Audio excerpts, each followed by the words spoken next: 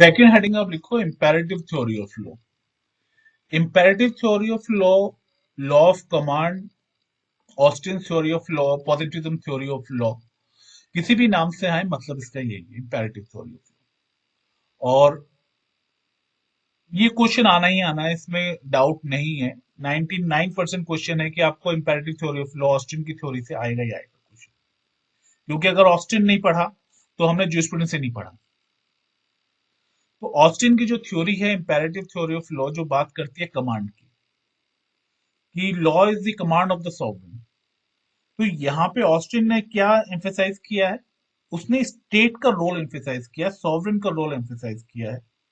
Sovereign को बताया है सुप्रीम पावर जो लॉ क्रिएट करता है, और लॉ बैक्ड होता है सैंक्शन से। तो दो तीन चीजें हैं इसमें, कि अगर बैक नहीं हुआ, अगर लॉ फॉलो नहीं हुआ तो उसमें सैंक्शन लगेगा, अगर सैंक्शन नहीं है तो वो लॉ नहीं है।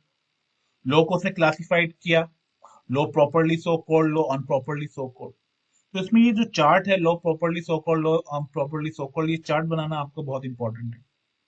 दो तीन इसके पिलर्स, जो चीजें इसमें ऑस्टिन ने बताई है कि आपका लॉ क्या होता है, तो कमांड हो गया, सॉवरेन हो गया।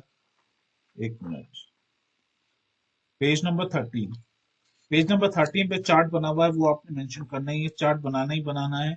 और उसके बाद जो पैराग्राफ है वो मेन, वो उस चार्ट को सिर्फ वर्ड्स में एक्सप्लेन करना है, तो वो आपने याद नहीं करना, वो आप अपनी लैंग्वेज में जो चार्ट बना रहे हो उसको एक्सप्लेन कर दो। कमांड थ्योरी ऑफ जो ऑस्टिन है उसमें चार चीजें इंपॉर्टेंट बताएंगे। जब आप आंसर लिखोगे तो इन 4 पॉइंट्स को चार्ट की तरह हाईलाइट कर लेना, कमांड थ्योरी, और उसमें डायग्राम बना देना 4 पॉइंट्स ऐसे करके, कि वो अलग से शो हो।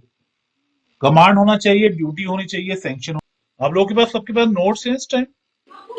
Yes sir. पेज 30 पे वो चार्ट नहीं है इसमें। नहीं, पेज सर 13 है, 13 13। Right, 13 okay.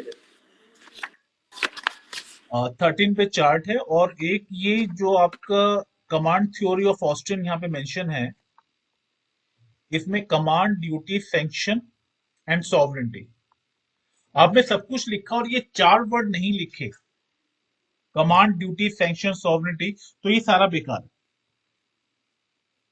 ऑस्टिन की थ्योरी बेकार हो गई अगर ये चार वर्ड्स हमने नहीं लिखे।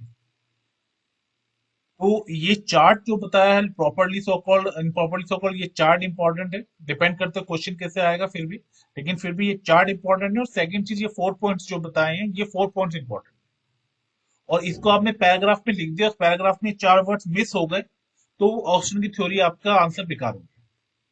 तो अगर पैराग्राफ में भी लिख रहे हो तो ये चार वर्ड्स को हाईलाइट करने हैं और ये चार्ट बनाना है। एग्जामिनर जो चेक करेगा, आपको नंबर देगा, वो इन चार वर्ड्स के और चार्ट के देगा। दूसरा, एग्जाम आंसर राइटिंग का जो पैटर्न है, वो आंसर राइटिंग का पैटर्न को आप थोड़ा सा इस तरीके से समझो। एक क्वेश्चन आया, उस क्वेश्चन पे एक पैराग्राफ में आप समराइज करो उस क्वेश्चन के बारे में। एक पैराग्राफ में जो भी आपने ऑस्टिन के बारे में पढ़ा है, पॉइंट्स में पढ़ा है, चार्ट में पढ़ा है, उसकी कमांड थ्योरी दी है, उसने ये किया, उसने ये कहा, उसने ये कहा, वो सारा आप एक पैराग्राफ में बना। उस पैराग्राफ में बनाने के बाद क्वेश्चन के अगर 2 पार्ट हैं या 3 पार्ट हैं, उस उसके बाद उसको बोलो कि we can understand this topic, और we to answer the question, this question we need to go under these 3 headings. और वो 3 हेडिंग में जो 3 पार्ट क्वेश्चन के हैं उनको आप मेंशन करो, और हर पार्ट के अंदर कुछ लिखो, जो भी आपको आता है, जितना आपको आता है, जितना आपको समझ में आता है, उसके अंदर लिखो। लेकिन आंसर को डिवाइड करके लिखना, जितने पार्ट में क्वेश्चन डिवाइड है उतने पार्ट में आपको आंसर डिवाइड करके लिखना है।